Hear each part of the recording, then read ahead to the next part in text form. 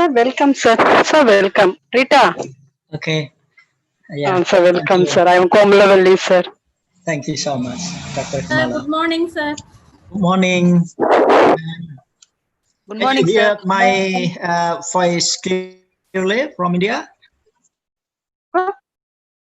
Ma'am, good morning, ma'am. Good morning, Rita. Rita இல்லையா? Ma'am, good morning, ma'am. Good morning, Muthulakshmi. Anita, ma'am, good morning, ma'am. வராங்க ma'am Rita ma'am வராங்க ma'am. Good morning, Komalavalli. Good morning, Subhash. Good morning, good morning. Good morning, Ma'am, good morning, ma'am. Good morning, pa. Good morning, good morning. Good morning. Good morning, Nalini. Good morning. Good morning, Anita ma'am. Good morning, Nalini, ma'am. Subhash, good morning, ma'am. Good morning, pa. Good morning, pa. Ma'am, good morning, ma'am. Subha ma'am. Anita, good morning, Anita. இருட்டுல இருக்கணும். ஆமாப்பா, கொஞ்சம் இருட்டா தெரியுது. Tension ஆகாதீங்க, relax.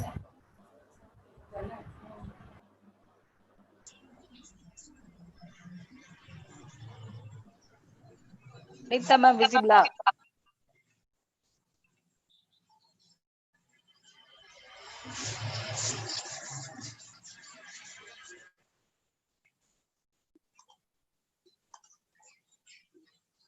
Good morning, sir. Yes, good morning. Welcome, sir. Very Welcome. good morning, Dr. Ma'am, Suraj. good morning. Good morning, Rita. Good morning, Rita. Sorry. Good morning to all. Ma'am, good morning, ma'am.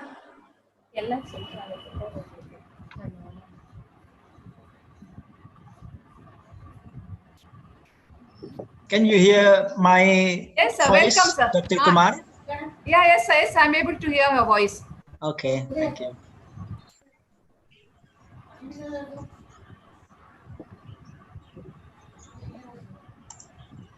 So we'll start by 11 o'clock. Sharp by 11 o'clock, sir. Okay.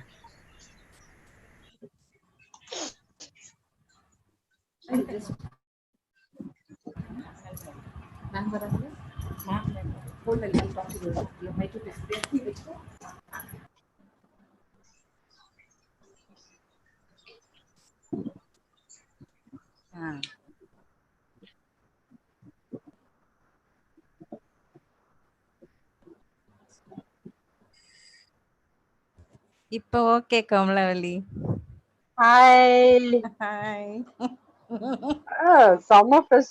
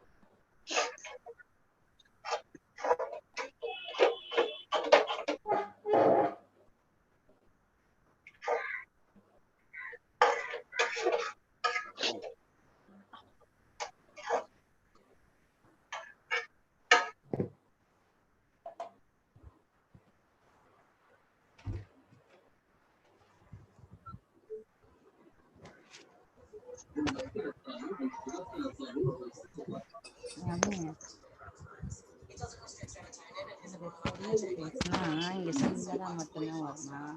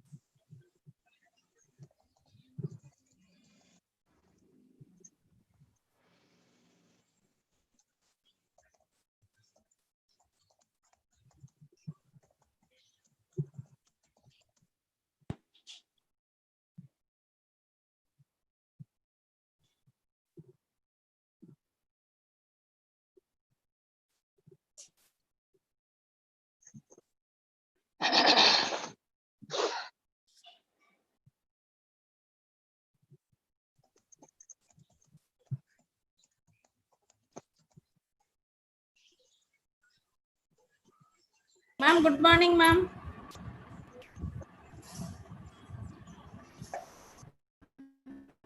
Good morning. Nalini. Ma'am, good வணக்கம் Ma'am, வணக்கம். good morning, ma'am. morning, ma'am. Good morning, ma'am. Ma'am, good morning, ma'am. Good Ma'am. morning. எல்லாம் பண்றேன். Ma'am, பண்ணிட்டேன். Run பண்ணிட்டேன். ரெண்டுல தான் இருக்கு.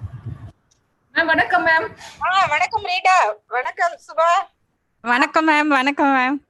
Hema madam வணக்கம் எல்லாருக்கும். Good morning, ma'am. Good morning, good morning. Morning, ma'am.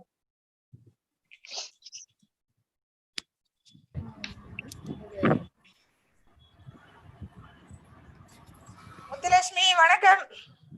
Good morning, ma'am. Good morning, ma'am. வணக்கம்.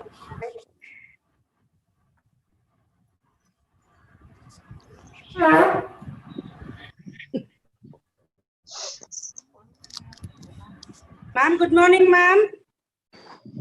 Good morning Nalini. Good morning, ma'am. Morning, good morning. வாங்க welcome. Komalavalli.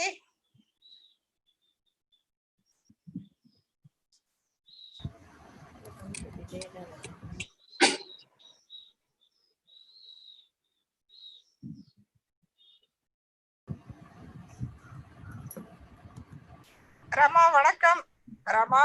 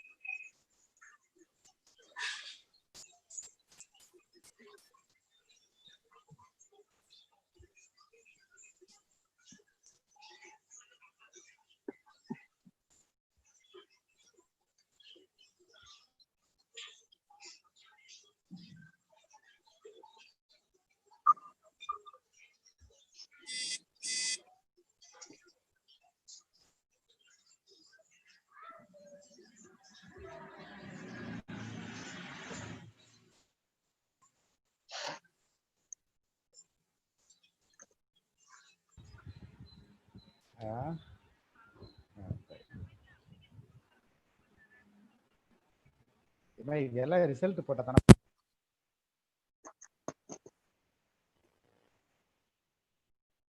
Good morning, Selvaraj sir. Selvaraj sir, good morning. Sir, வணக்கம். Okay, yeah. So only 5 minutes, sir. Okay. Yes, I'm ready. Yes, sir. Yes, sir. Should I play the video, ma'am? Video play பண்ணிட்டேன்.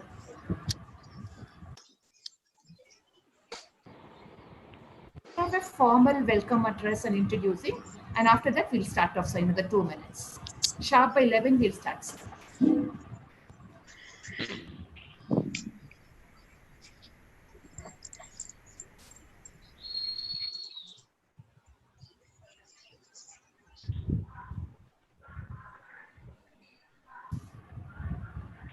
Ma'am, good morning. Good morning, madam. Good morning, sir. Selvaraj sir, good morning. Madam, good morning, madam. Good morning, madam. Sir, வணக்கம், sir. Selvaraj sir, வணக்கம். வணக்கம் மேடம், வணக்கம் மேடம். Sir, good morning, sir. Good மார்னிங்மா, good மார்னிங்மா, good மார்னிங்மா. எல்லாத்துக்கும் Ma'am, good morning. Good morning. Nalini, good morning, Nalini. Ma'am, good morning, ma'am. Rama, good morning, Rama.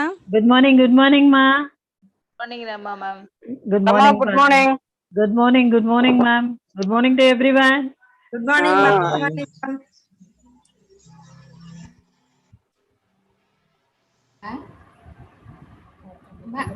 Ma'am, ஆரம்பிக்கலாமா மேம்? Welcome address. மேடம் 10:55 தான் மேடம். 10:55 ஒரு 5 மினிட்ஸ் வெயிட் பண்ணலாம். சரி சரி. ஓகே. என்ன பார்ட்டிசிபேட் 28 பேர் தான் வந்திருக்காங்களாட்டு இருக்கு. ஆமாங்க சார். 28 இல்ல 22 தான்.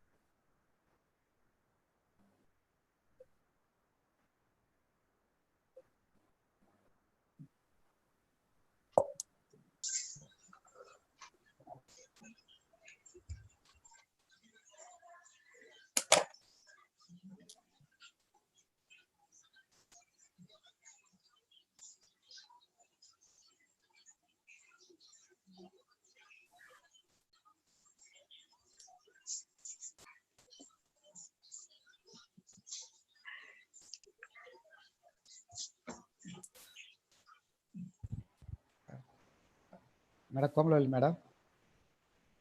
சொல்லுங்க சார். மேடம் இந்த நேத்து நடந்ததுக்கு ஃபீட்பேக் ஃபார்ம் கேட்டாங்க. இன்னைக்கு வரும் சார் ஃபீட்பேக் ஃபார்ம் இன்னைக்கு வருங்க சார். 2 days அட்டென்ட் பண்ணதான் சார் சர்டிபிகேட். ஸோ நம்ம இன்னைக்கு ஃபீட்பேக் ஃபார்ம் போடுறோம் சார். நம்ம அட்டெண்டன்ஸும் கேட்டாங்க. இவங்க அதாவது சைதாப்பேட்டையில இருந்து மேடம் இன்னைக்கு அட்டெண்டன்ஸ் தெரியல சார். ஃபீட்பேக் ஃபார்ம் தருவோம், சர்டிபிகேட் வரும். சர்டிபிகேட் இருந்தாலே அது அட்டெண்டன்ஸ் மாதிரி தானே சார். அதான் சைதாப்பேட்டையில கேட்டாங்க. மேடம் தருவாங்க மேடம், இன்னைக்கு தான் அனுப்பிச்சு விடுவாங்க மேடம் அப்படின்னு. இன்னைக்கு அனுப்பிடுவோம் sir.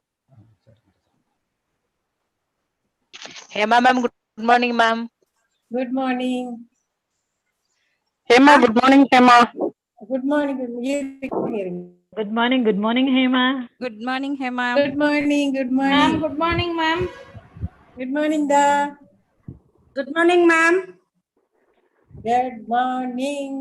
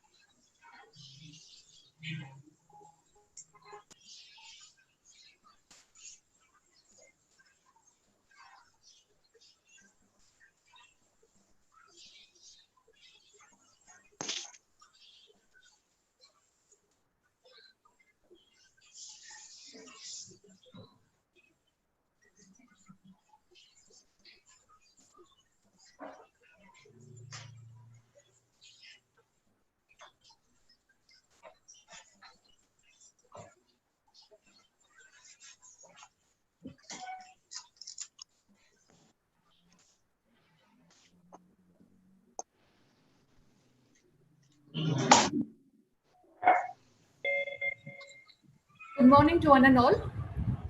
Welcome to the second day session. We'll start off now.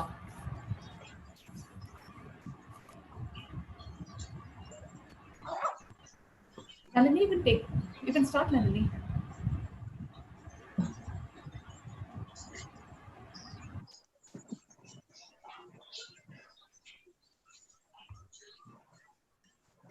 On behalf of Lady Wellington Institute of Advanced Study in Education, I welcome all the participants and professors to the second day of the international webinar on augmenting higher order thinking. A very good morning to one and all present here. For any gathering, welcoming is a formal way to begin with. It gives a wonderful start for which I request Dr. T. Subhashni Assistant Professor of Education Home Science, to welcome the gathering and introduce our research person of today's resource person, Dr. Sukirno, Professor, Yogyakarta State University, Indonesia. Please, ma'am.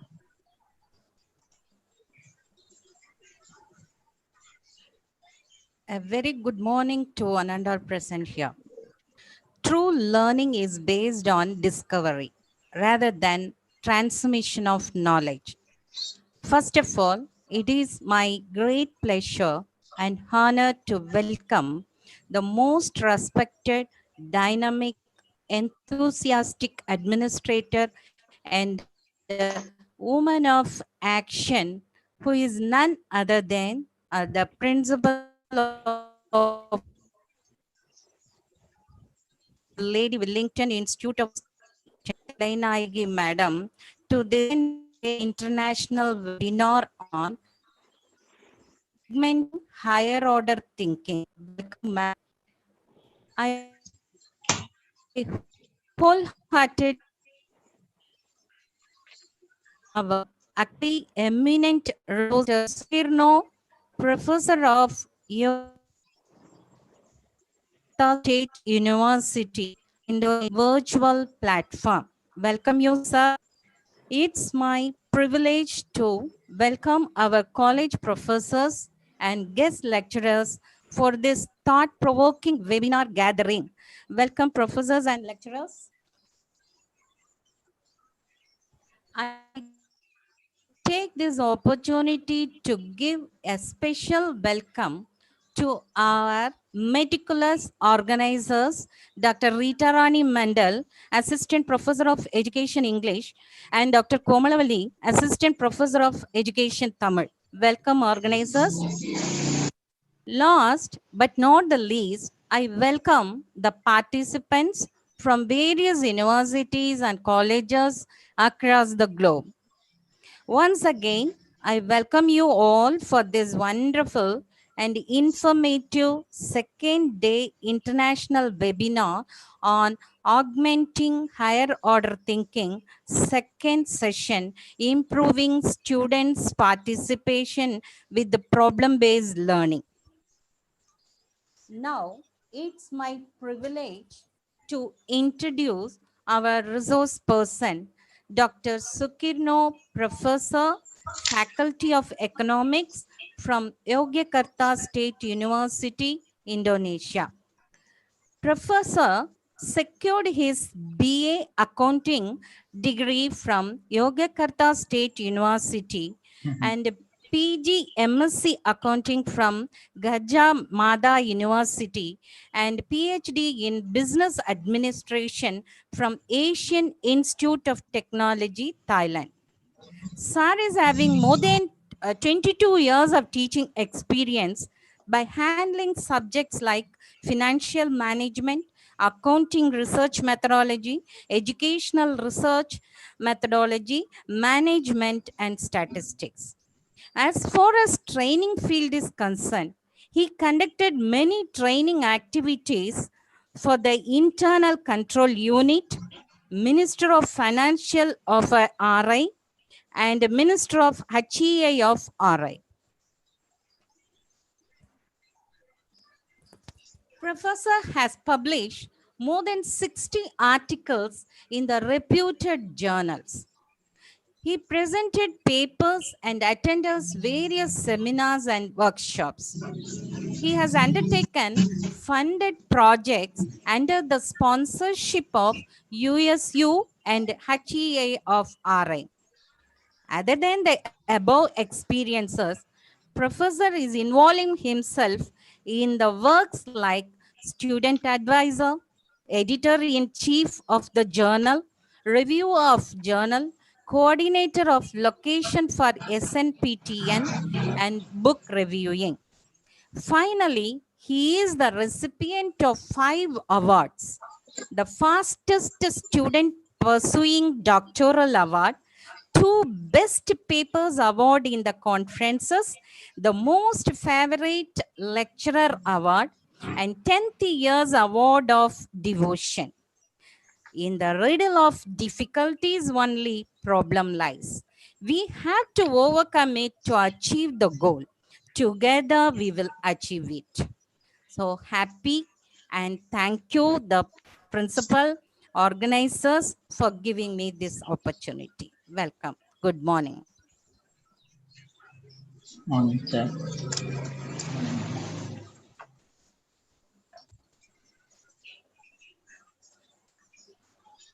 Nandini? Nalini?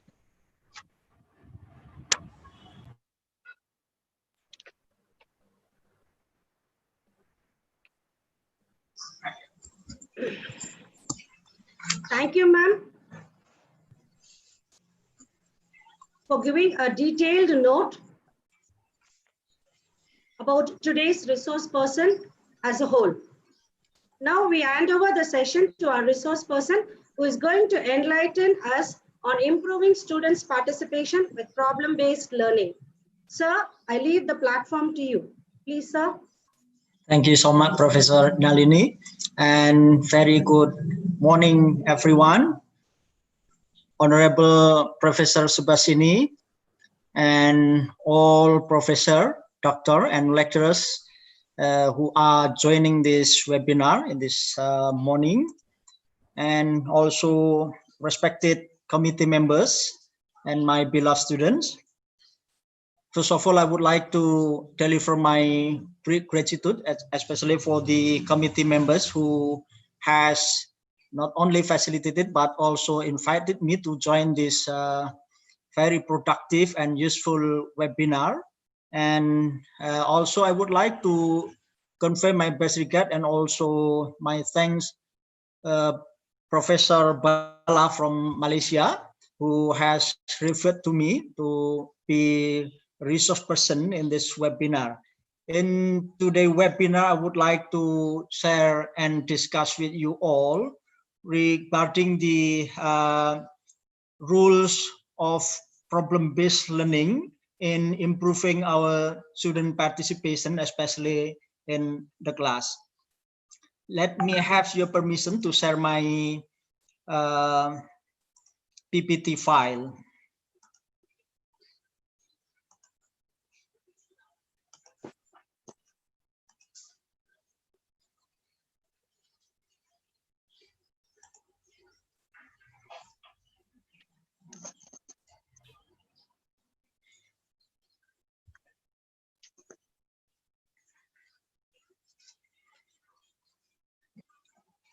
Okay, ladies and gentlemen, this morning I would like to discuss regarding the improving student participation with problem-based learning. As we already had the information from Dr. Bala yesterday, he talked about the design of thinking. And in my opinion, what already we had is totally related with what we had in this morning. In this design, for example, we can know that we will start design of thinking by having a problem. And then finally, we will have testing the prototype of the something that we can use to test the solution we propose in the progress. And then if we compare this design with the scientific approach, then it is almost the same, because in a scientific approach, usually we come first with the problem and then we go to the literature review by having theory and research, and then we come with the research paradigm. And almost the same also, after we have problem definition, here we have empathy building and then ideation. In my opinion, ideation here is almost related to the research paradigm. And then prototyping in the scientific method can be called as hypothesis that can be tested future after we have the data. And then finally, in this design of thinking, we have testing. Testing here is to test the validity, the applicability of the prototype we produce. In problem-based learning, actually adopt this kinds of design to invite all participants in the class to solve a problem, a complex problem. If we are having a class, for example, then I will say that no one in the world or no one teacher without a problem in the class, whatever the problem. Sometimes we have a problem with student, sometimes we have a problem with ourselves, but sometimes we have the problem coming from our institution, our family, our society. But all the problem should be solved in the class, because if we cannot solve the problem in the class, then the class will not able to engage with our lecturing. Before I talk about the PBL, let me first share with you about the student participation, because if we don't have the same perceptions of student participation, then we may miss the discussion later. Student participation in this topic is related to the participations of our student in the class, because if we are doing research, then participation of student can be not only in the class, but can be managerial, can be political, social, and also non-academical participation of student in the college or university, as I had research about that. What is student participation? As far as student participation is the effort, the thing comprising of doing, communicating, thinking, feeling, belonging of our student, whether it is in online or offline activities. So if we talk about participation here, then we may talk not only in a cognitive, in psychomotoric, but also in affective domain. If we base our discussion based on the Bloom dimension.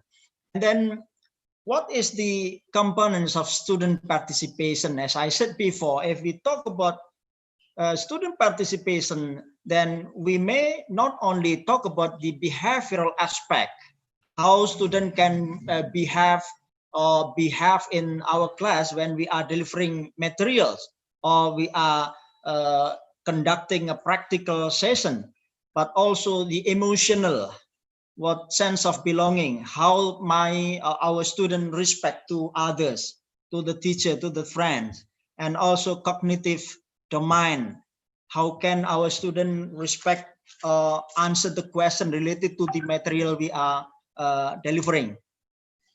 And then the good quality participation indicators based on one resource from Singapore I had here is regarding the seeking and giving information, offering opinions, arguing, clarifying, synthesizing, identifying problem and formulating solution, and also applying the information. And the second indicators of good quality of participation is questions asked by student and the quality of the answers given when we, for example, give a case or ask something related to the material we already delivered in the class. And why does student participation matter? If we don't have a good participation in the class of our student, then usually we have something mystic. We cannot do other than how we can engage with student, how we can improve, how we can all our students join in our class with all, not only physical, but also unphysical aspect. So they can respect, they can do what we are going ask them to do. And this is the things that we can say participation is important in our class, because the first one, student must engage for the learning to occur. To here, the student engagement is really to the measure of performance. Usually, if our student having a good engagement when we are delivering materials, then it is usually the student will have a better performance compared to other student with the worse engagement. And the next, student engagement has been directly linked to student decision to drop out of school, especially that will be not only problem for public university or college, but also especially for private university.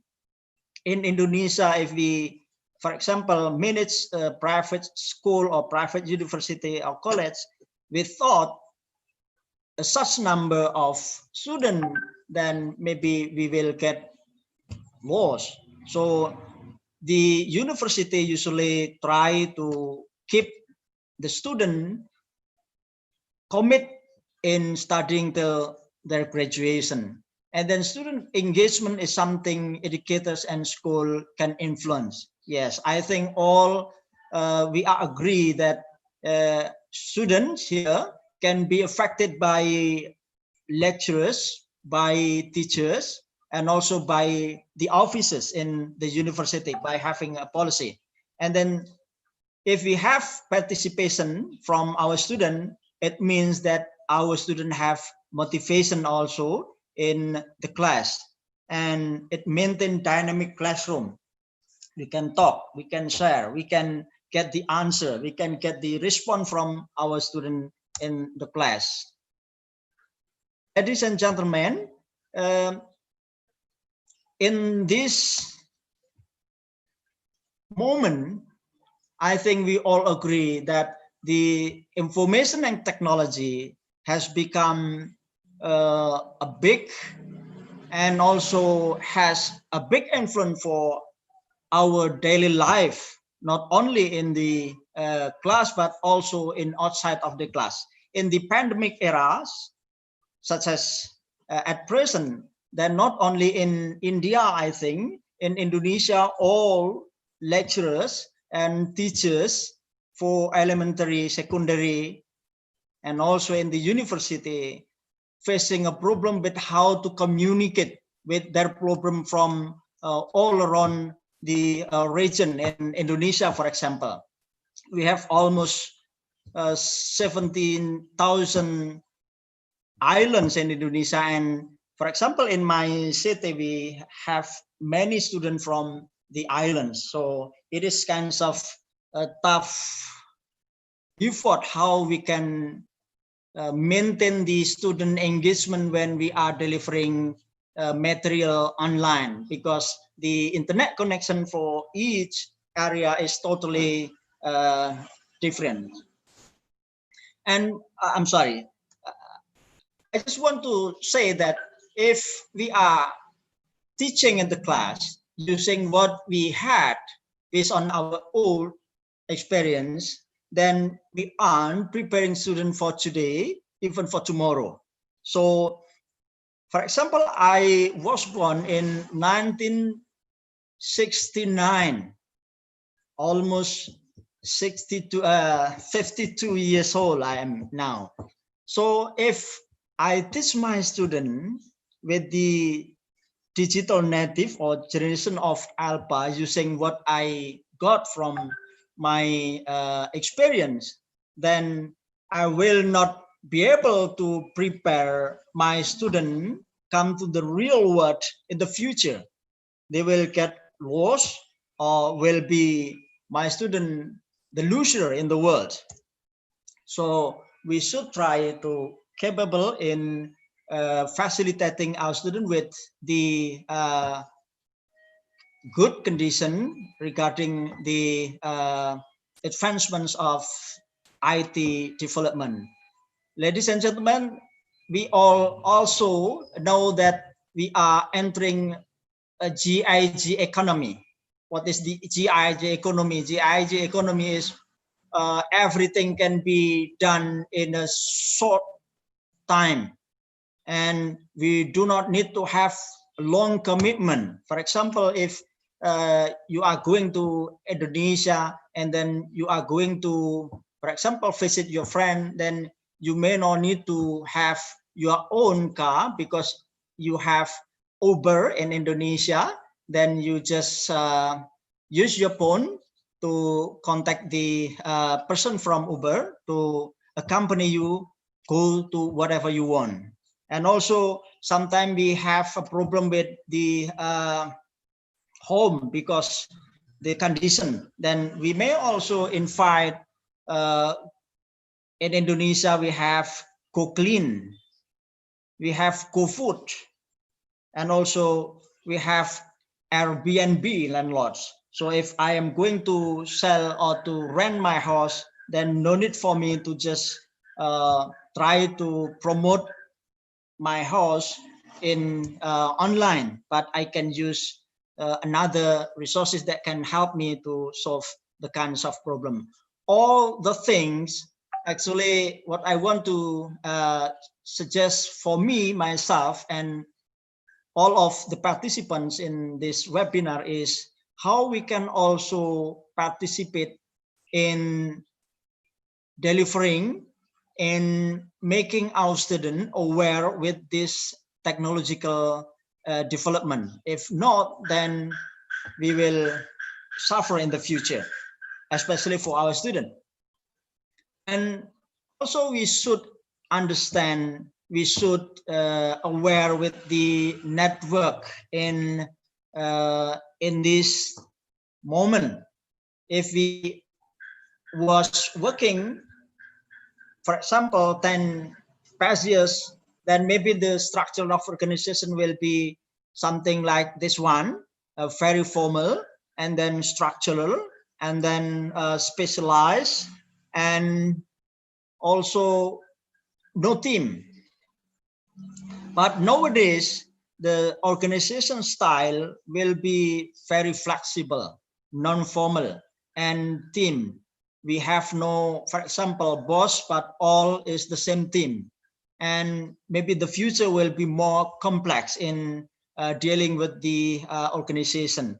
And if we don't have understand about this one and we don't implement these kinds of information to our student, especially as the lecturer or teacher candidates, how the teacher can facilitate the student to have not only this kinds of structural organization, we call it as static structural organization, and we have this one a dynamic, or sometimes we call it as organic structural organization, then we don't know whether our student will be successful a teacher or not. How can our teacher manage the student in the class if the student, the teacher, I mean, just using this kinds of structure of organization model? The teacher will only deliver the knowledge, and the student will just keep silent and passive in the class. But today, of course, we will not do something like that. And this is the knowledge, skill, attributes, and experience that also we should consider in teaching. As Dr. Bala yesterday talked, that if we talk about creative thinking, we talk about the right brain. If we talk about critical thinking, we talk about left brain. Also, I will add the information. If we talk about left brain, then we talk also about technical or hard skill. If we talk about right brain, when we talk about soft skill. And we can combine both in our class when we are delivering materials. If we can combine both, then it is the skill met 20, 30 demands. I'm sorry, this is the same. And today's learning, we should be able to facilitate our student. Learning is playing, learning is also learning, and maybe just something like doing a job. In problem-based learning, actually, we not only try to, equip our student with playing, learning, and creating a job, but also doing research. So if we are having a problem-based learning in delivering material, then it is good for us, but should be careful when we choose problem-based learning to improve our student participation. As a teacher, of course, we should be able to be an enthusiast teacher, should be able to flexible with the condition in the environment. I'm sorry, I will talk about our condition in Indonesia. Usually, I'm sorry, disturbing this condition because my house is very close to the road. So whatever the happening in the road, then the voice will enter the seminar. Okay, I continue. As a teacher, we should be flexible with the condition.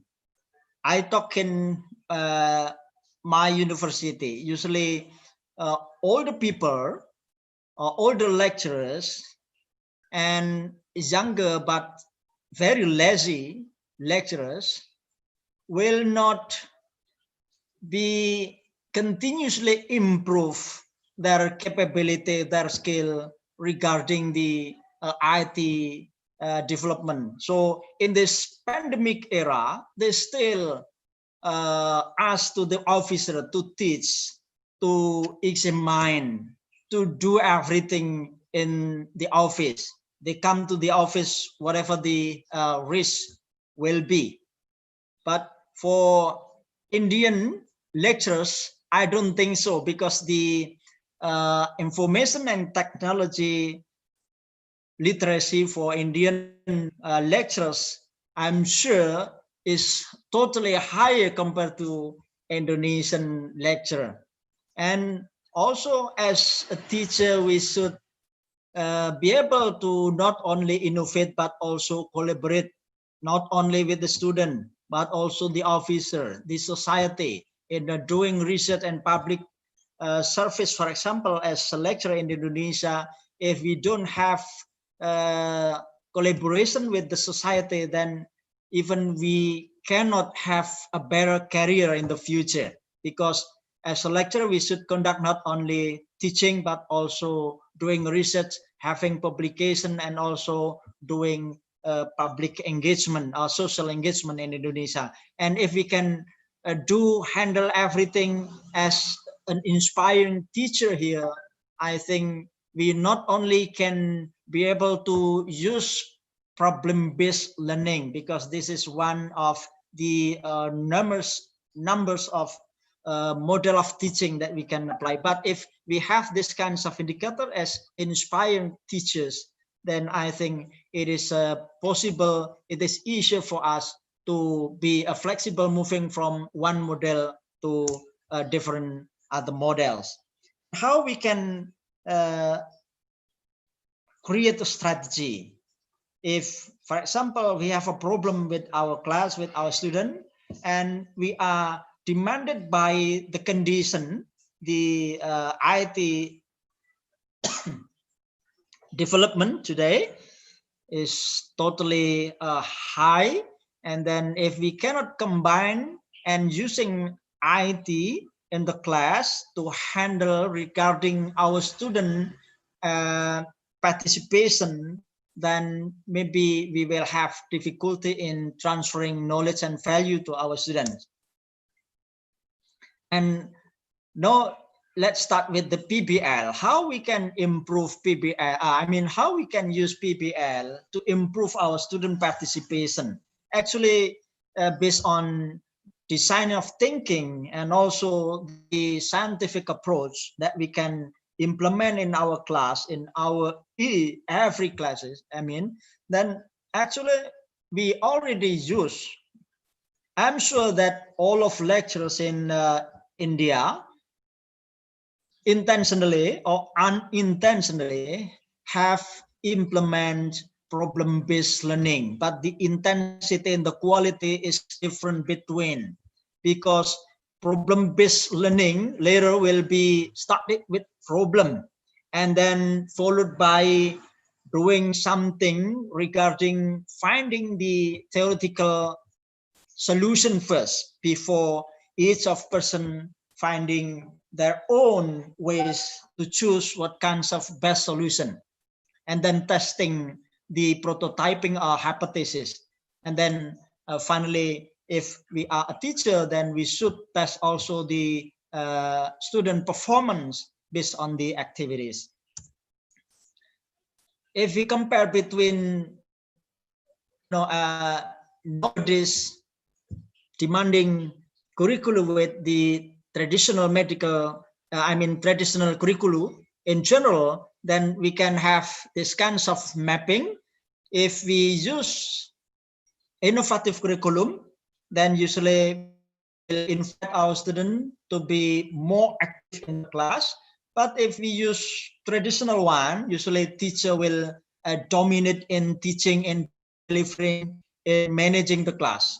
But we cannot just do in one side. For example, when I am teaching in the class, then I just give the student an order to study by themselves, and then I just keep silent in the corner. It is not good for a lecturer also. So as a lecturer, we should know when we should be as a teacher centered, and we should know when we should use student centered. So this is a continuum.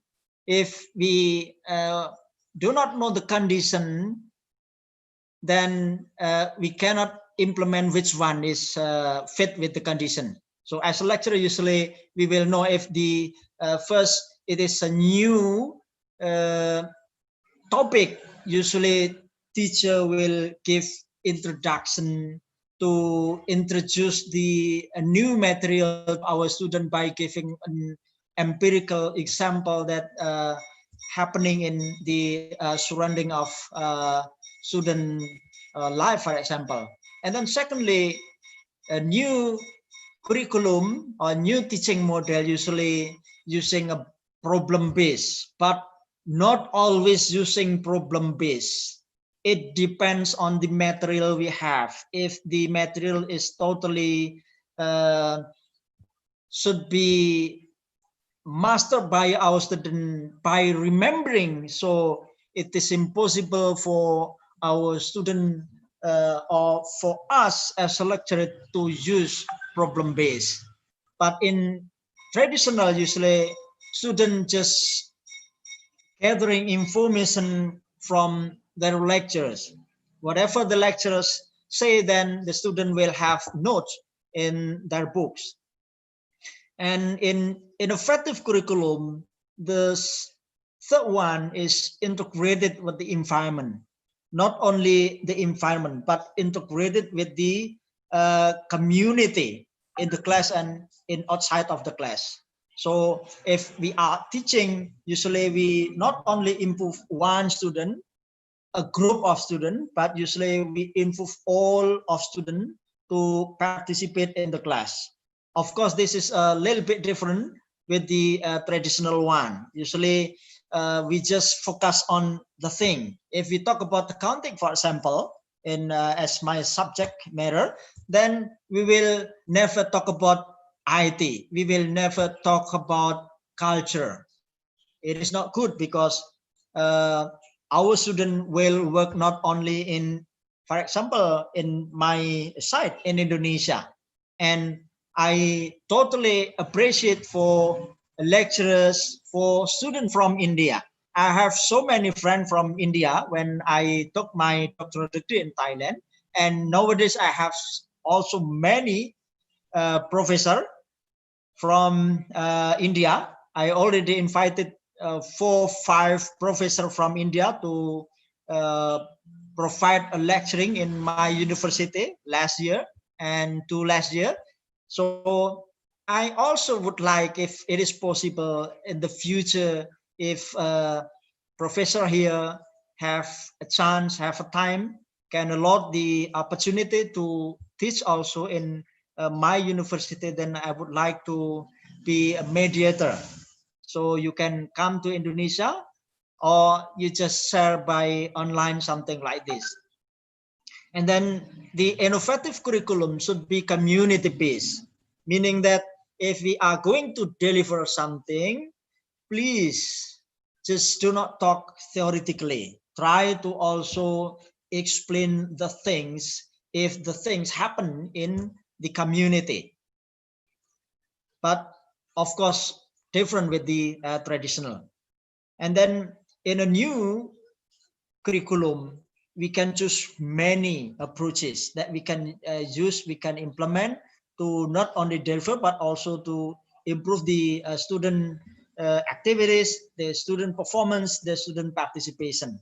And finally, usually in innovative curriculum, we have a very systematic procedures, totally different with the traditional. We just sometimes like our student doing an internship in a company or in another institution, just do what they do by basing on the rule that already given by the company to the student who are having internship. But in innovative curriculum, we have systematic. We not only doing the thing in this one place with one person or one connection, but we have a more complex relationship, not only with the human being, but also with the non-human being. And if we are a teacher, then actually not only 9 teaching models, as I know, but I'm so sorry, I would like to honestly inform to you all, I am a lecturer in accounting, but I have an experience, I have degree in education. My bachelor degree is in accounting education. So actually my responsibility is to teach a senior school student about accounting. But because in that moment I have an opportunity to be a lecturer in the university, then finally I should improve my competency in accounting. And also because my professorship in managerial accounting, then I should also take business administration as the thing that can support my professorship. So as a lecturer, I'm sure that ladies and gentlemen here will have a better, more perfect information, knowledge about what kinds of teaching model, not only 9 teaching model here. We have direct instruction. In traditional instruction model, usually the teacher will be the center. But nowadays, of course, we will always use that kinds of model. We may combine. Sometimes we use direct instruction to, for example, open the class, to introduce the materials to our student, then we will use direct instruction. But if we talk about something that related to the future skill that should be mastered by our student, then direct instruction will not work well. So we should choose another model. And I would like to just talk about problem-based learning. But as I said before, this is not the one, the best, but we should be able to understand which condition that problem-based learning can be implemented in our classes, what kinds of materials, what kinds of, for example, number of students, what kind of learning objective, etc., we should consider before we choose problem-based learning. And I'm sure also that all of us here already understand with this pyramid of learning. If we are lecturing, then only 5% will be remained by our student, or will be retained by our student, the knowledge, the skill. If we are going to teach by having a direct method, student as a passive side and the lecturer will be the most active one, and we are using teacher-centered, then based on the research, we only actually provide 5%. If we are going to increase, then support also student to read the material, not to just wait what the lecturer will deliver in the class. And if we want to improve the total of material that will be mastered by our student, then use audiovisual model. We not only talk by supporting a book to be read our student by informing the material to the student, but we may use, for example, a video. We may use, for example, audio that student can see, student can listen the thing related to the material we are delivering in the class. And if we use demonstration, then it will be better, will be more effective compared to the previous one, because based on the research doing by national training laboratories, we will have 30% retained by our student what we already delivered. And finally, if we are going to let our student know almost 100%, then we should use not only one model, because if, for example, invite student to practice something, then we will save 75% of the knowledge, skill, and maybe effective section or portion in the student lives. But if we can teach not only by practicing, but okay, sometime, and I'm very, very sure as a teacher candidate in this university, student will be invited to not only listening, not only doing a practice. We have in our university micro teaching, just a simulation. A student teach another teacher his their friends in the class, in the small class, delivering materials, and then their friend will ask, will listen, will discuss everything just like the real class. This is simulation. And in India, I think also that thing happen. So if we can invite, we can facilitate the student, not only have a discussion, not only demonstrate, not only read, but also try to teach others.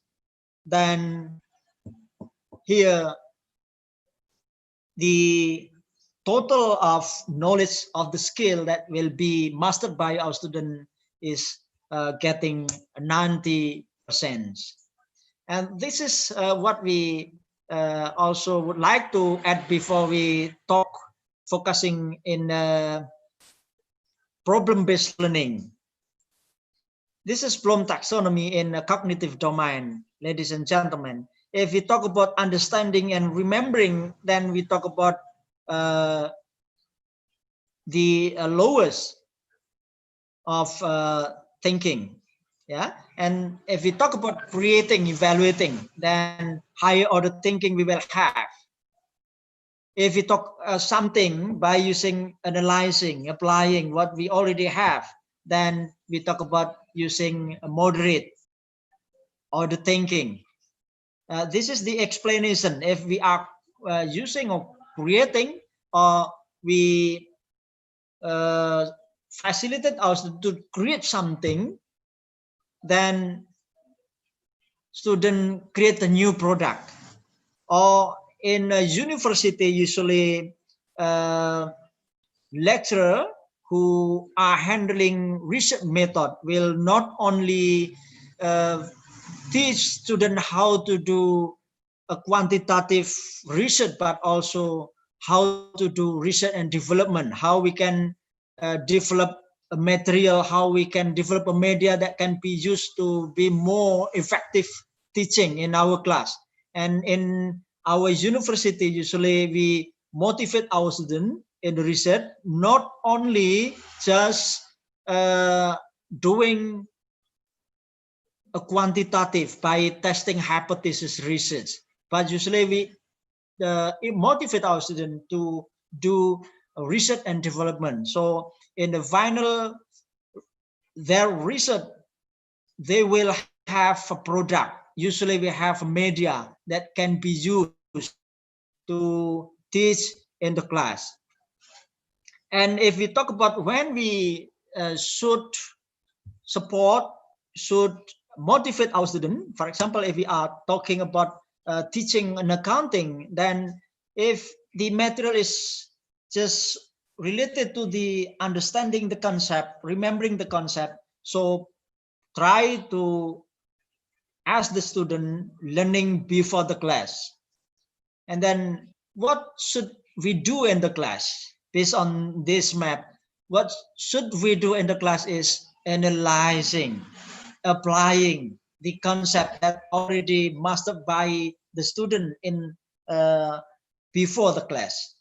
After the class, then we try to motivate, to give assignment, to give a project, to give a problem to our student to evaluate whether what already have been practiced in the class, what have been understood before the class, can the student evaluate the whether it is right or wrong, whether it is, should be improved or not, whether there is a weaknesses or not, and creating a new thing as what we have already yesterday. Sometime by creating a new one, a unique one, we will have what we call as a creative thinking.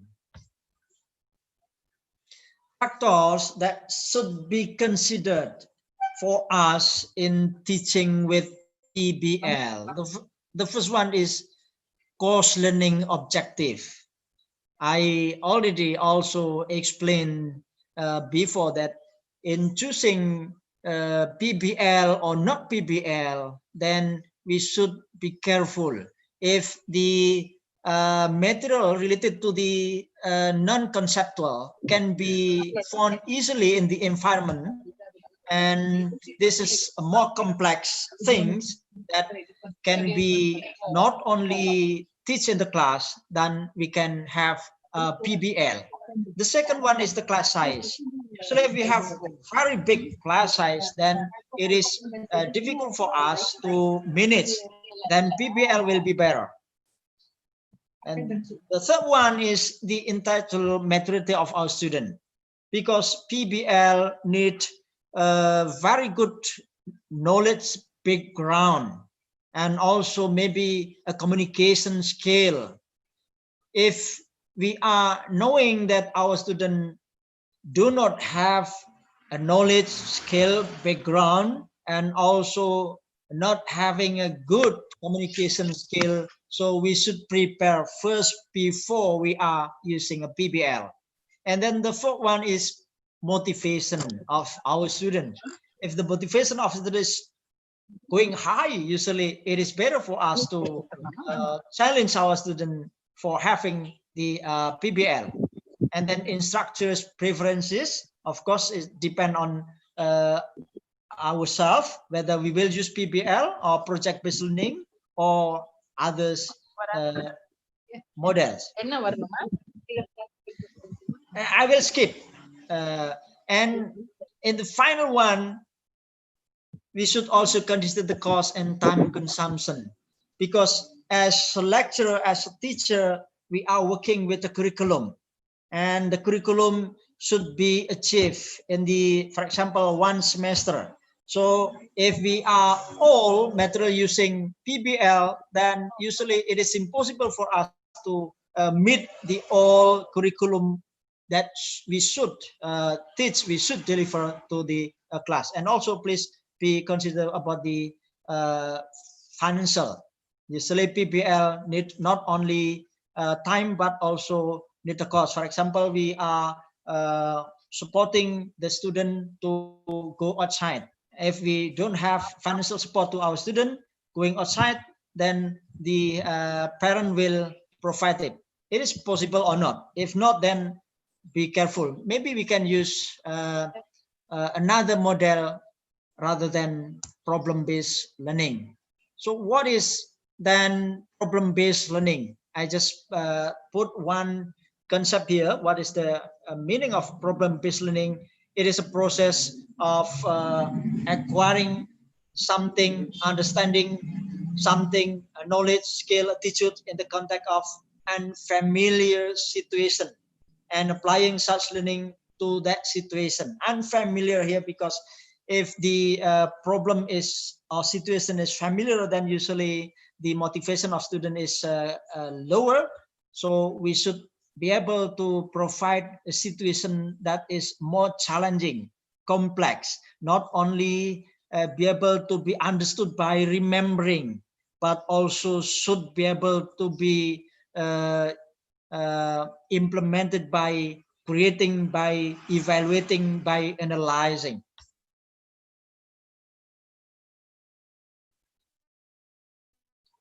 The idea behind the starting point for learning should be a problem. So, but it is because we talk about PBL. As I should be careful when we should use PBL. What the characteristic of PBL? Student will be more active. Faculty or lecturers, it is better act as facilitators, but not as passive. Usually, if we are using PBL, then the lecturer just sit and sleep in the corner, not not monitor and giving introduction, or I mean giving instruction or helping the student who are having problem in doing PBL. And then problem from organizing, focus, and stimulus for learning. And then problem are ill-structured, as I said before, should be complex, so should be challenging for our student and should be authentic. And the skill that we can reach or meet or student can get from the PBL is not only about how remembering something, but also how we can work in a team, how we can share our team, how we can listen from others, also record whatever the PBL is going on, and also to cooperate with other people from maybe different backgrounds of knowledge, different background of social economics, and sometimes maybe politics, because we are teaching in a university level. So usually one already had affiliation politically. And also we should be able to do a critical evaluation based on the literature, based on the previous research. And we are having also facilitation for our students to do self-directed learning.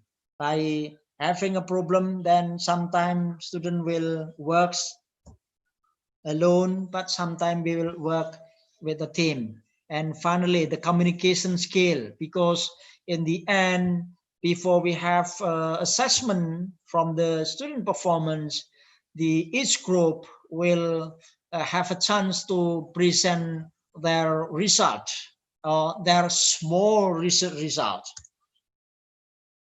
But behind the advantages of PBL, the PBL also has disadvantages. The first one is, as I said before, time consuming. I'm sorry, I just write in two times here. And then technically, we need facilitation. better, because we not only work in one class, sometimes we should move from one place to another place. So the facilitation will be bigger compared to the traditional one, or not using PBL. And in Indonesia, I talk in Indonesia, whether as a teacher we teach very good with PBL or with kinds of method that totally will improve the student activities, student abilities, student achievement, then there is no relation with their salaries. If, for example, teacher using PBL, then the salary will be higher. It is not in Indonesia. So it should be considered by the officer of the university. How the university officers can not only provide the better incentive for lecturer doing a better teaching model that more effective, but also should be able to monitor who is teaching better, who is teaching worse. If not, then it is will not motivate our lecturer to be better in teaching, in facilitating our student, knowing everything, mastering everything related to the future. This is the role of instructor and student, ladies and gentlemen, but I will not read, I just skip this one. And for example, because we start from problem in doing PBL, so we can start with the picture, or we may start with just small story. For example, in this moment, I will start with this kinds of a picture. This is a picture regarding the, for example, water crisis. Here we have a pool. Here we have students playing with the waters, but we are facing now in some places in Indonesia with a water crisis. So based on the background of the student knowledge or experiences or social economical background, then maybe our student, each of our student will have different perspective, different conclusion, different solution if the student know or see this kinds of picture. And also the second picture, for example, we have a bridge construction problem here, broken, and then we can show to the students, and also student will have a different point of view regarding this picture, and we can group the student, and be careful in grouping the student, because if we have a mistake in grouping the student, we not consider the ability, the achievement, the activity or participation, and also the other backgrounds that is related to the groups in doing a good communication discussion for a problem, then sometimes the student will not get better thing by using a PBL. This is the step I adopt in the one or two step I just revise. The first one in doing PBL in our class is first select a problem, and secondly prepare the class. We should select a challenging but relevant to the topic we will have, and we should prepare the class, not only facilitation, not only about the student, but sometimes ourselves as lecturers should also be ready to implement PBL in the class. Secondly, the teacher and the student, maybe together in the class, will identify the key fact from the problem before the student working with their own groups. Yeah, because sometimes teacher will give a clue what kinds of thing that should be found from the problem. So finally, the problem can be solved by each group. And the third one is brainstorming between groups.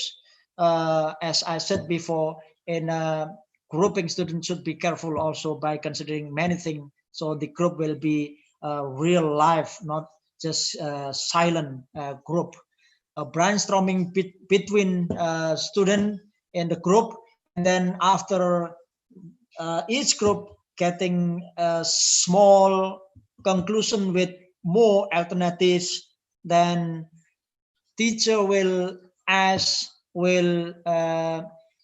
motivate student to just doing a small research by him or herself at home, or maybe at the school, but in the time of school, I mean. And then after getting the conclusion or the result from doing a self-directed learning, then we go again to the group and assimilate the result with the other friend in the same group. And also we are supporting student by having a small presentation based on the solution from each group. And the step 6, as a teacher, usually we should do together with the student, doing analyzing the result, which one should be improved, which one is still wrong, which one is already right. And it is the final after we have assimilation and presentation. So it is hoped that after having analyzing the solution, the problem can be solved with the fittest way. But as a lecturer, of course, we should have assessment whether the problem can also meet and can achieve the learning objective or not. By having assessment, we can check whether the skill, the knowledge is already mastered by our student or not. This is system. So we may start from one. If, for example, based on the assessment, student having nothing with the PBL, so we should start with the first one, maybe by choosing another relevant problem, and so on. And I will give a clue here in a class preparation before. In Indonesia, I talk in Indonesia, usually a teacher before using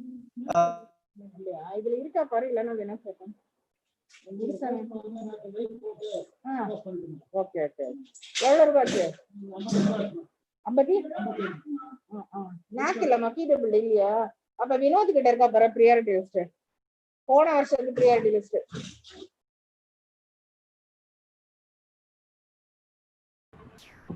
Sir, excuse me, sir. Please unmute yourself, sir. Sir, please unmute yourself. Hello, sir. Sir, you're not audible. Sir? In the mic. Sir, please unmute yourself. Thank you, sir. Thank you. Okay. Just two slides more. Ladies and gentlemen. Class preparation. I talk in Indonesia when I supervise my student doing a PBL, for example. The first one, we should make sure that our student is ready to do a PBL. What should teacher facilitate before the PBL is started? Usually teacher in Indonesia will provide the media, will provide a reference, maybe electrical power if it is related to the electrical power and other relevant factors. The second one, in Indonesia, usually lecturer will ask student to lead a prayer before the class started, and then breathing. Sometimes a teacher asks to the class to sing a song or to have their own yell before the class started, and then lecturer will check the student present and asking if something wrong happened in the class with the student.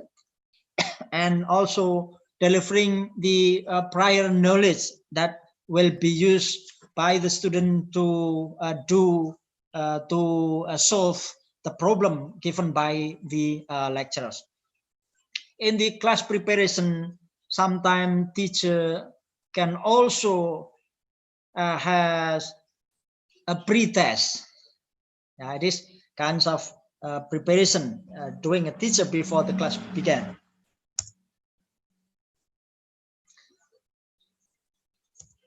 Okay, I'm having problem here. Sorry.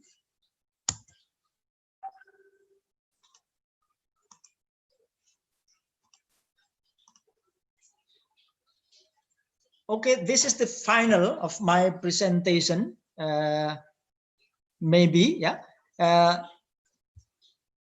Before we close the PBL, then lecturer or teacher should be able to evaluate the performance of the student in doing PBL, whether this is a group performance or individual performance, whether using online or offline, whether written or computer-based assessment. It is depend on the condition. And ladies and gentlemen, we are not only talking about how we can do a PBL in a class, but I hope this is important. This is useful for all of us. How we can use a PBL in the research. This is, I just put kinds of qualitative research using PBL from Indonesian student here.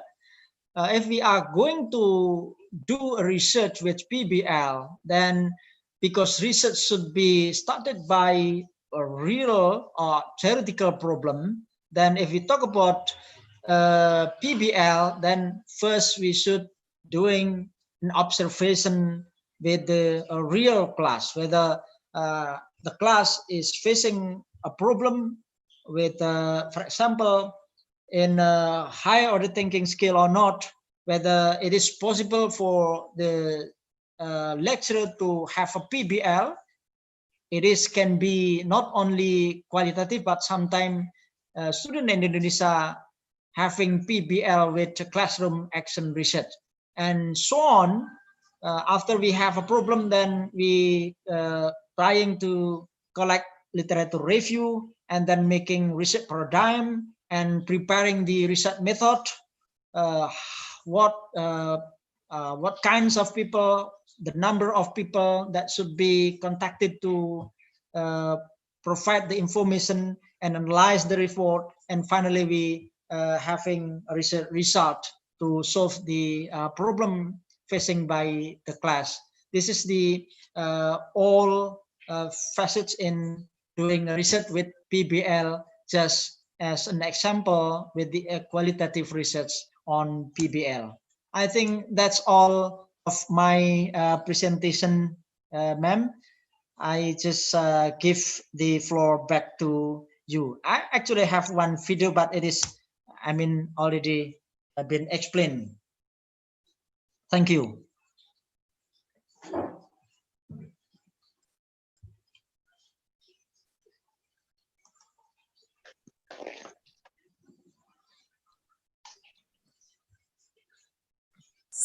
We really gain a lot of information and strategies to improve the students' participation towards problem-based learning. It will be of use for the future teachers and present teachers to become an inspiring teachers too. Thank you, sir. Now I request Dr. R. Muthulakshmi to take over for the question answer session. Thank you, ma'am. Good afternoon, sir. Good afternoon, ma'am. Participants are willing to get clarification for their doubts. Regards that, they are posted few questions in the chat box. Shall I read, sir? Okay. Yes. Yeah. Yes. From Indo Malik here. I already opened this chat in YouTube, and yes, Malik asked the question: if we have student different of diligence, how we can maintain the maintain uniformity in the class? As I said before, if we are having a class, so we will never have all our students have the same diligence or different diligence, all will be different. No. So each student will have different. So how should we maintain? So will be good for doing PBL. Then first try to having a check with the diligence level of our student. Maybe we can check the presence. Maybe we can check the test that already given by the officers or the university to know about the diligence of our student. Then we can group the student. Be careful, not undiligent student will be in the same group with undiligent student. So try to have to differentiate. If a group having the lowest diligent student, then please also give in the group with the most diligent student here. So the group will maintain better, active in doing something. If we have not only male but also female, then try to also distribute the number of male female fairly, so the group will work better. If the group having a very high ability achievement in the class, but also we have a very low achievement, then try to have a mean score. You may have a mean score to group the people, to group the student. I mean, if you have a mean score, then you have a high group and you have a lower group, and try to have the high group will be distributed fairly in the lowest group. So the group will consist not only one dimension of background. We may have male and female. We may have undiligent student, but we have also diligent student. We have better ability student, but we may also have in the class in the group and diligent student. This is my answer to Indu Malik. I hope I answered the question, ma'am. Yes, sir. Yes, sir. Thank you. Thank you, sir, for your detailed information. The second question, G. Usha asked, how is problem-based learning graded? Okay, how can we create a problem-based learning? Problem-based learning actually will be used if the condition is possible to be used. As I said before, if we are going to choose a problem-based learning in our class, then try to check the curriculum first and try to find which curriculum is fit with the problem-based learning. As I explained, problem-based learning because will be used if the student already mastered knowledge or something, yeah, at least medium knowledge levels about the curriculum.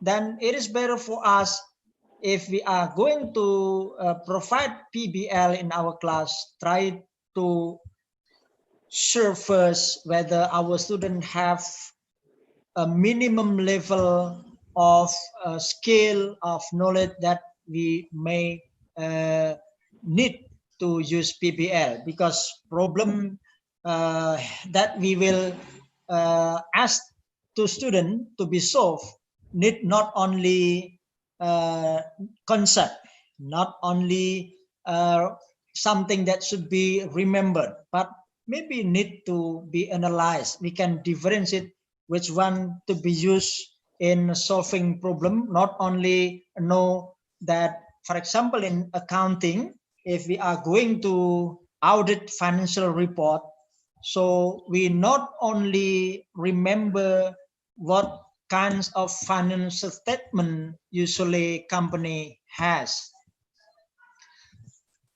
and not only condition that student only understand about, okay, now mention and now identify which one is balance sheet, which one is income statement, for example. But in doing an auditing, that then students should be able also to know about the balance of each account. How come the balance happens? Where did the balance come from? So we can trace why the balance, something like that. And who will be responsible about that balance? Who did the transaction before? So it is kinds of knowledge, skill that should be mastered by our student first before we choose a PBL. So the easier way to, for example, to choose PBL is whether the curriculum already explained in the higher level of order thinking. If we already explain something using not only remembering, not only analyzing, but also evaluating and creating, then it is a clue for us to implement PBL. This is my own perception or opinion. Maybe lecturers or professors, a doctor from this university can also help me to give another perspective, so our student will get a better, most perfect information related to when we should choose PBL in the class. Thank you.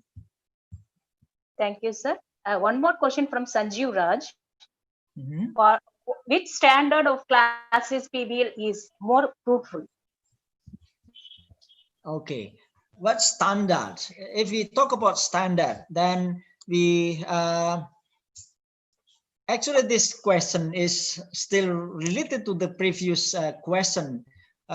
When we will use a PBL, actually a problem can be solved not only by having a group, but sometimes we also able to invite our student with the PBL independently, one by one. We provide a problem for each student to do a PBL, yeah, problem-based learning by its own.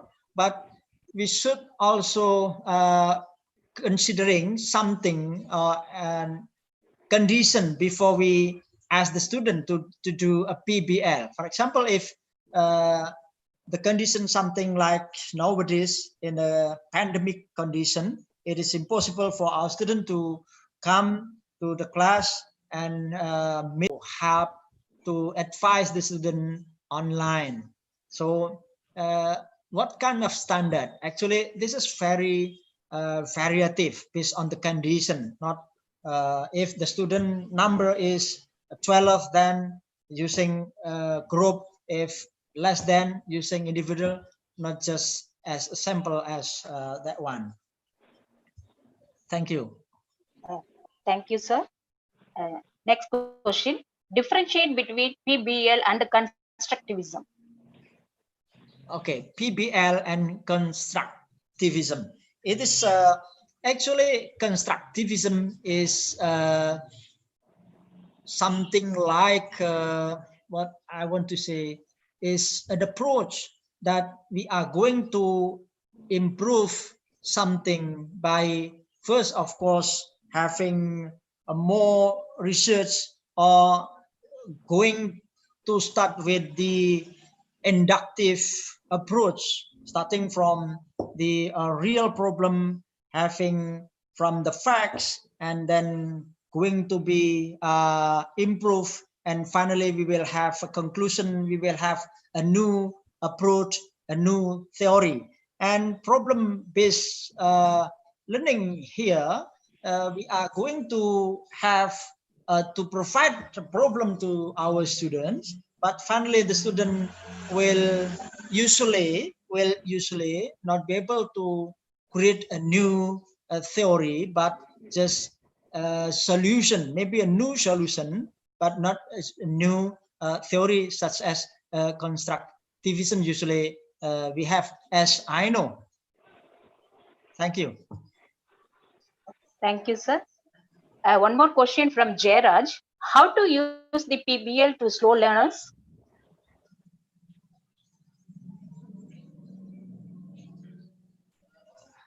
Sorry, ma'am. Shall I repeat? Yes. How to use the PBL to slow learners? To slow learners. Slow learn. Yeah. Oh, okay. To slow learn. Okay. Yeah. Thank you. Okay. PBL Kind to. of special. Okay. Thank you.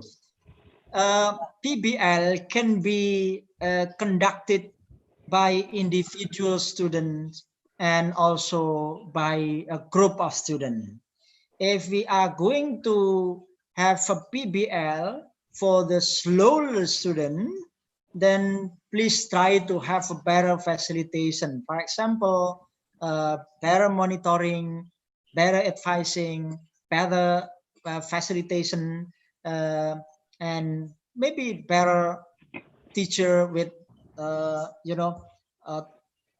with any time can be contacted by the student, the advisor. If the slower student, for example, doing a PBL without any enough facilitation, without any good advising, it is difficult for the student to do PBL, and even the PBL will not ever formulating a solution, a best solution. Maybe the wrong solution will be. So if we have a slower learner, please try to have a group, and in the group we can combine between slower and the faster learner. So they can share between, they can learn between, they can communicate between. And don't forget, if we are having a PBL, meaning that the roles of teacher is none. It is wrong. So whatever the PBL, the roles of teacher should be exist there. And it is actually natural. Yeah. If we are having a class, then the class will be exist there. Some student with slower learner, but we also will find the student with faster learner. It is impossible for me as experienced as a lecturer for 26 years. My students in the class all are slower learner or all are faster learner. It is impossible. So PBL can be manipulated by grouping the people, the students, or by better participation of the lecturers online or offline, and better facilitation. Thank you. Thank you, sir. Participants, you can post your questions in the chat box. If you need any clarification, post your questions in the chat box. Participants who are in the YouTube live, you can also post your questions in the chat box.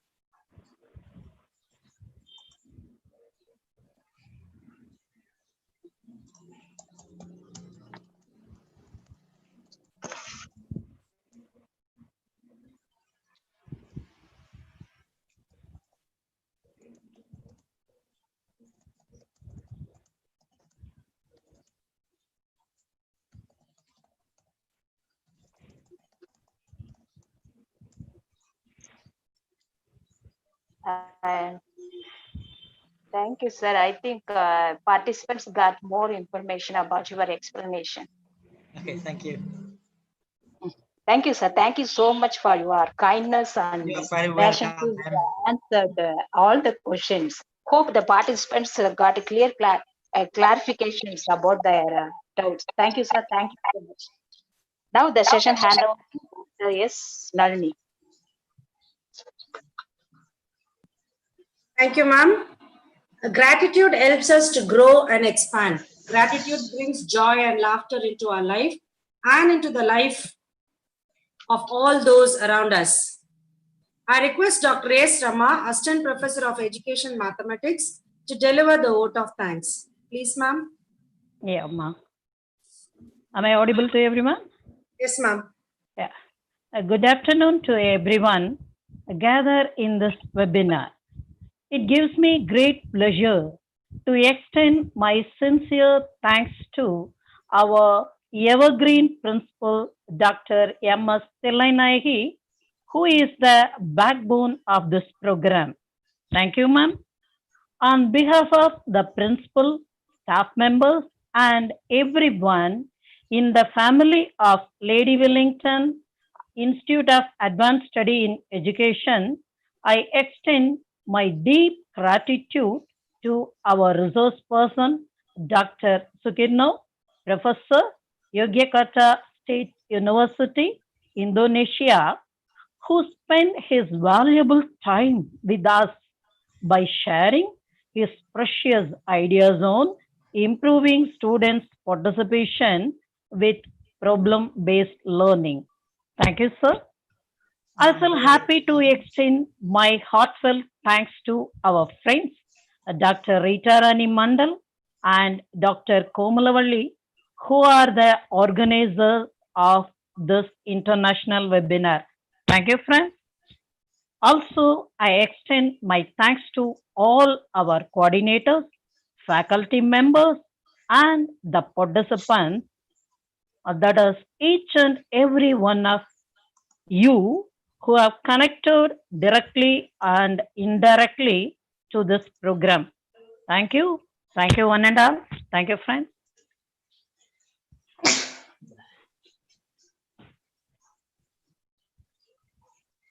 Thank you, ma'am. I request all the participants to fill the feedback link in the chat box, both in the YouTube and Zoom. E-certificates will be provided within 2 days. My sincere thanks to all the participants on behalf of Lady Wellington Institute of Advanced Study in Education for your active participation, and I'm sure that you would have benefited by the webinar. Awaiting to meet you all in a similar platform in near future. Thank you. Have a nice day. Thank you, ma'am. Thank you, sir. Thank you so much. May I leave this group? Yes. Ma'am? Okay. Yes.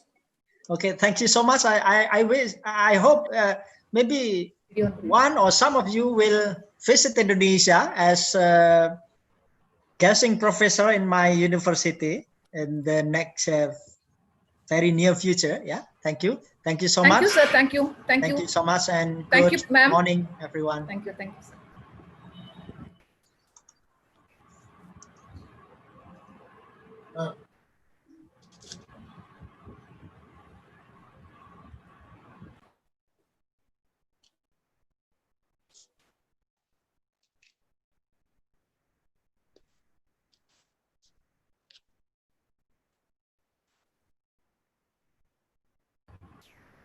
Participants, please fill in your feedback form and you can leave the platform.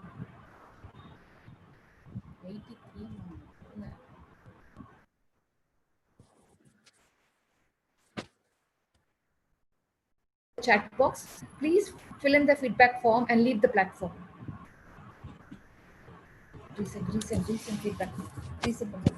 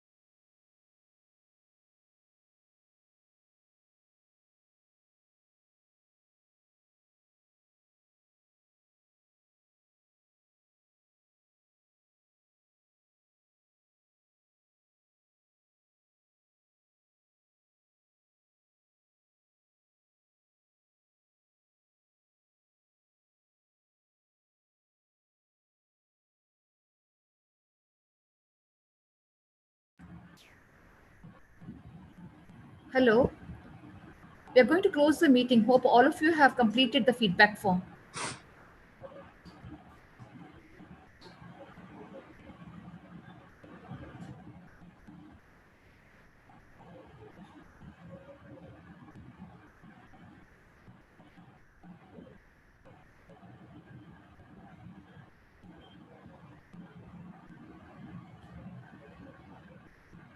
Why? Hmm? Why? Why afterwards? Ma'am, can we leave, ma'am?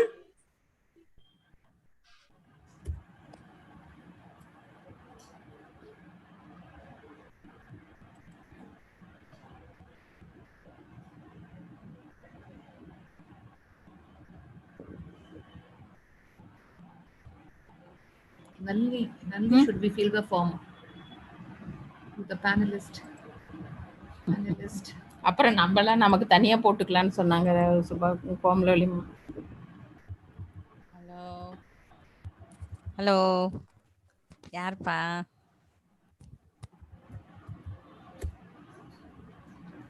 Ma'am.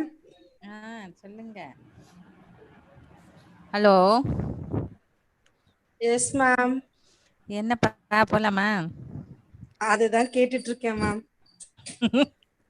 Rita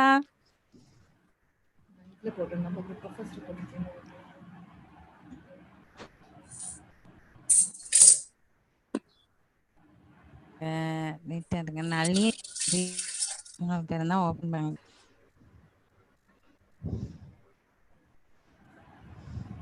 Rita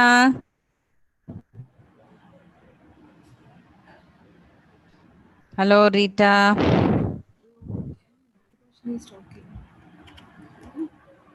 Hello. Hello Rita. Thank you Subha. Thank you Rita. Thank you. போலாமா இருக்கணுமா? இல்ல போலாம். நான் இதுல போட்டேன். Okay போலாம் Subha. போலாமா? Thank you. Thank you Rita. Thank you Subha. Thanks a lot. Thank you Rama. And thank you friends. Bye. Thank you Rama. Rama bye. Bye friends.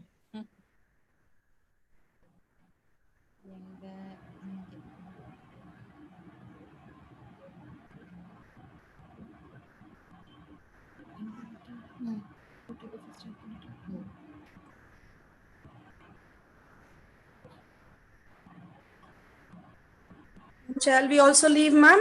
Yes, ma'am. Okay, ma'am. Thank you, ma'am.